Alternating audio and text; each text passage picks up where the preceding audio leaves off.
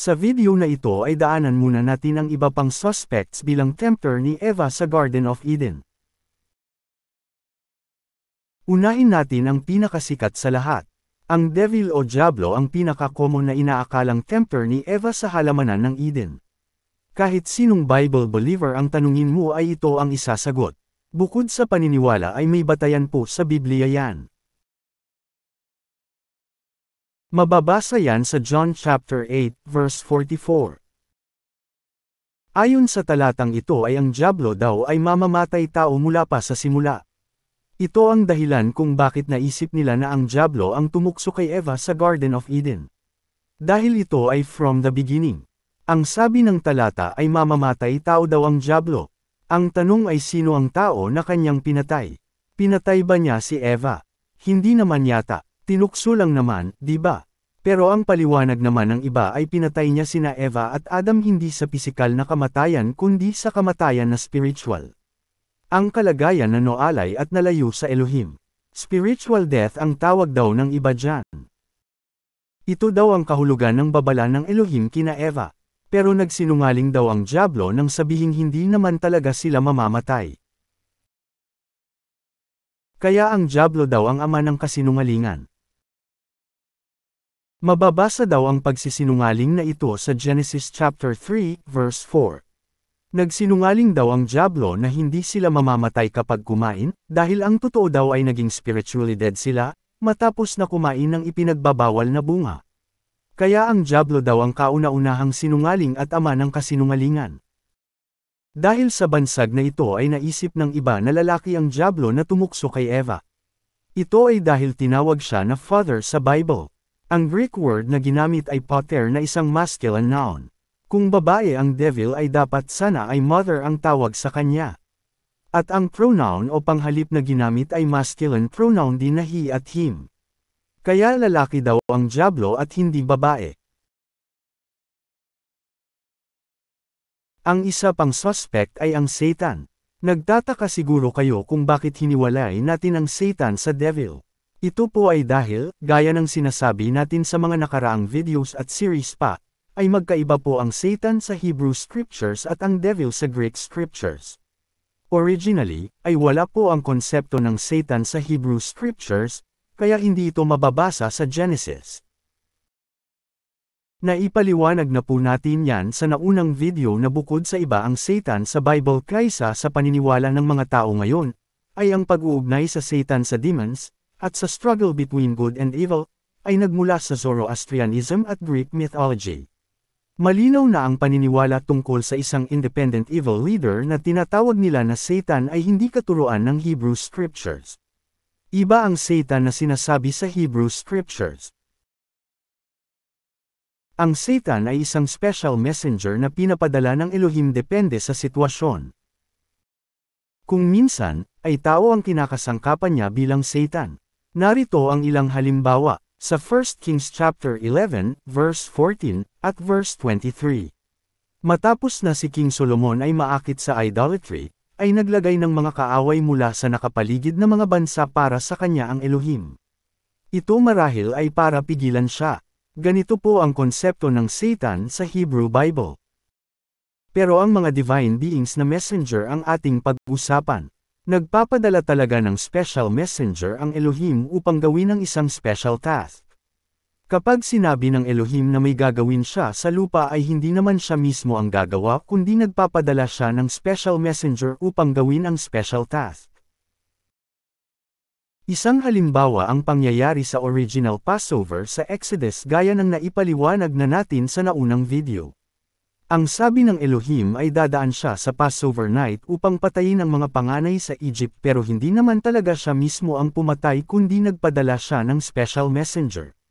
Ito ang messenger of death. Kahit ang deceiving spirits ay ang Elohim din ang nagpapadala.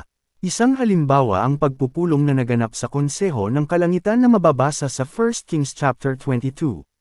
Mababasa dito na nagtanong ang Elohim sa mga kasapi sa konseho ng kalangitan kung sino ang gagawa ng misyon tungkol kay Ahab.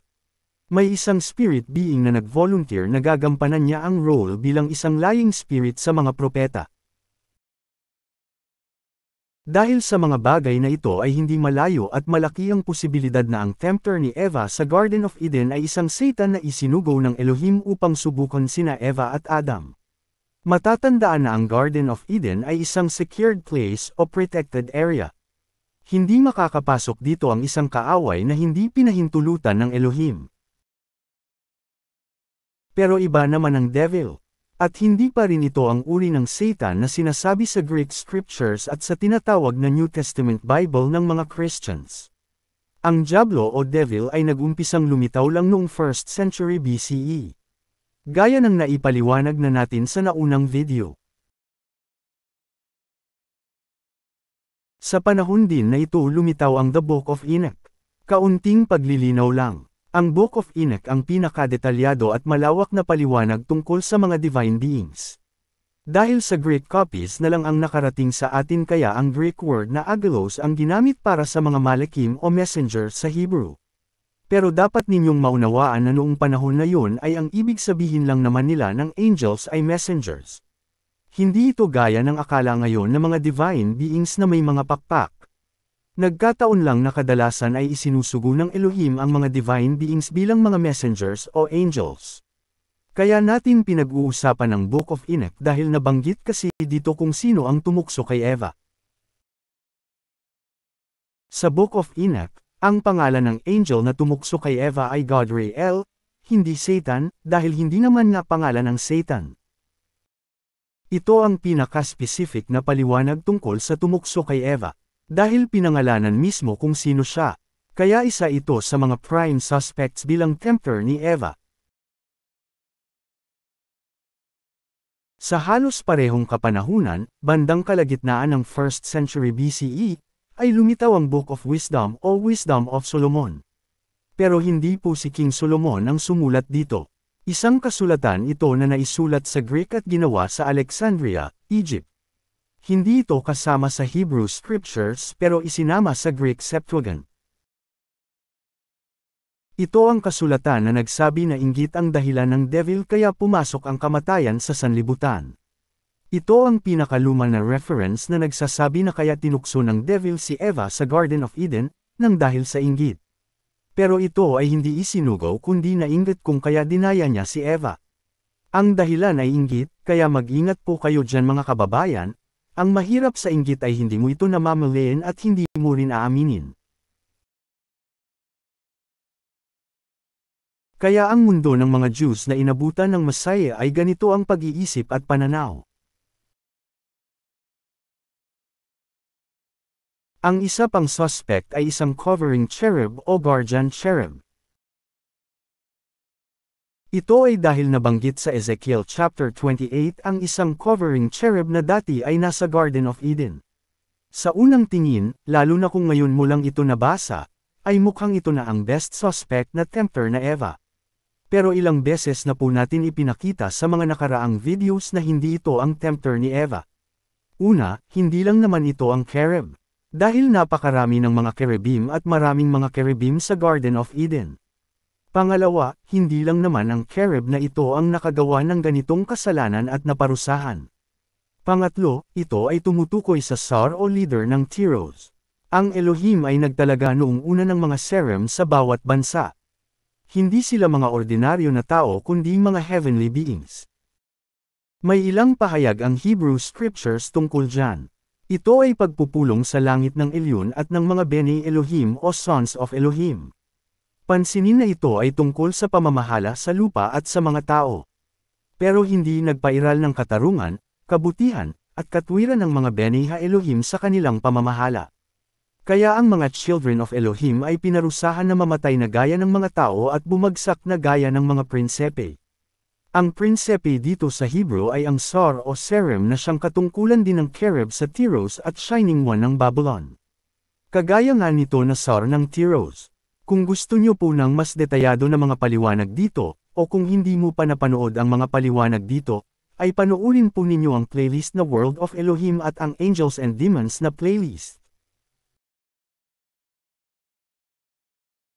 Pang-apat, hindi pwedeng siya lahat ito dahil ang bawat bansa ay may nakatalaga na divine being.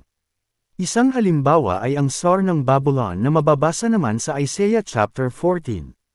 Ibang identity at ibang bansa naman ito kaya mali ang akala ng iba na ito din yung cherub sa Ezekiel.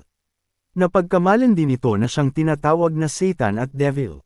Kaya ang akala tuloy ng mga tao ngayon ay Lucifer ang pangalan ng Satan at Devil. Pero hindi po. Sa pangalan pa lang ay mali na sila dahil hindi naman Lucifer ang tunay na pangalan ng Tsar of Babylon na ito, kundi Halel ben Shahar. At ito ay hindi cherub kundi isang shining one dahil yun ang kahulugan ng pangalan niya na Halel. Mapapansin na isang shining one ang tumukso kay Eva sa Garden of Eden. Ito ang pinakamalinaw at simple lang na paliwanag tungkol sa tempter ni Eva. Basta isang shining being lang at wala nang paliwanag. Pero hindi din ito ang shining one ng Babylon. Dahil kung siya ito, ay magrereklamo ang covering cherub ng Tyros, magrereklamo si Gadriel, magrereklamo ang tinatawag na Satan, magrereklamo ang tinatawag na Devil, at ang iba pa dahil mabigat din ang dahilan na sila ang suspect bilang tempter ni Eva. Kaya sino ba talaga ang tempter ni Eva?